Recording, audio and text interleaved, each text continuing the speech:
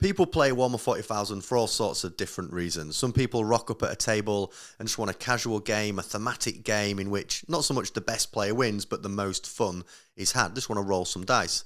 Other people play Warhammer 40,000 because they want to get better at the game, they enjoy the strategy and the depth, they want to apply their lists better at the table. Maybe they're going to tournaments and want to see a gradual improvement. In this video, if you're in that second category of player, I'm going to talk about some things that I think help you practice and get better at the game. I think a lot of people want to get better and try and get better, but they don't spend enough time thinking about, well, how do I actually do that and what does that look like?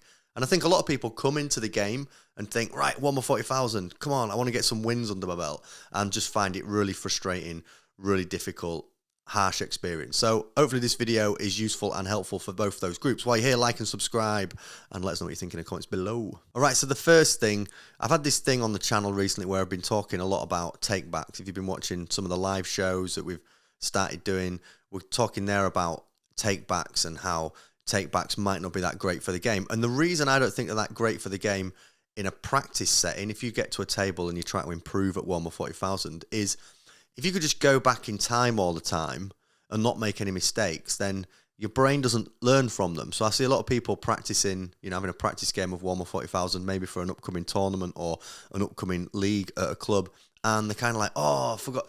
Actually, I shouldn't have put that there. Do you mind if I just move it and put it back? I mean, that's fine in a sort of casual setting if you just chilling, playing some games with your mates. But if you're playing to get better at Warhammer 40,000, then being Terminator 2 and just going back in time to try and redo things doesn't feel like the best way to go about it. I'll be back. If you make a mistake, I think it's good to be punished for that mistake. Not in a harsh way. I'm not on about like Slanesh style or Drakari tying you up, disappearing, torturing you for years on end, but being like, oh, damn, that was a mistake. I shouldn't have done that. That learning experience and carrying on and trying to get out of that hole will make you a better player. Too many people who do loads of takebacks will then be completely bamboozled and have meltdowns when they make a mistake at the table. Whereas the best players will make mistakes and go, yeah, I shouldn't have done that. That was a problem. But the experience of then getting yourself out of that hole of going like, okay, how do I recover from this, makes you a better player. If you can just cheat and go back in time, oh, actually, no, I changed my mind, and have this perfect game, that's not going to be an accurate representation of how you're playing the game. And also, it's going to make it way harder for you to get better. So make mistakes. Mistakes also give you something to talk about with your opponent or your playing group at the end. Man, I really shouldn't have placed that there, should I? That had an effect on the game that I kind of wish hadn't have happened. It gives you something to go into and chat about and explore and discuss. If you both just have like infinite takebacks, so actually, can we redo that? I want to change that again. Oh, I forgot that I had an invulnerable save. Can you roll that even though we've moved on 5 minutes ago? Oh, actually, I'll overwatch that unit that you've already moved. You're not going to get better, and you're not going to give anything to discuss and explore your team. So make mistakes, make lots of mistakes, and you will improve at the game. The second thing, this is crucial to Warhammer 40,000, something that I'm sensing more of in the community, just becoming a bigger and bigger issue, is people play Warhammer 40,000 for all sorts of different reasons. And it kind of, where Warhammer 40,000 is, kind of reminds me of where Magic the Gathering is in its Commander scene. So like, my God, I started playing Magic the Gathering Commander in London, and it was so difficult to find groups who wanted the same thing out of the game as you. There were some people that were just playing with brutal decks that would want to absolutely destroy you, and other people just randomly bought a pre-con and just turned up and was like, let's play a game. Warhammer 40,000, I feel, is a little bit like that. There's not enough conversation around this, how people will go to clubs or, not so much form teams, but turn up at clubs and be like, come on, let's play, let's get a group of people playing. But there's no real conversation around like, well, why are we playing and what do we want out of this? And I think what that does is that as this big mash of people all playing for different reasons and different intentions, which is why the whole take-back discussion I find a bit of a mess and not very clear. Some people are like, oh yeah, no, you should only ever win based on your opponent's strategy, never them forgetting anything. Whereas other people are much more hard line. No, there's a rule, there's a line in the sand. And I think part of this is around finding people who play Warhammer 40,000 for the same reason as you, and recognise that that's a very diverse crowd, lots of people playing for lots of different reasons. And sometimes you might have to adjust your expectations of what you want out of a game.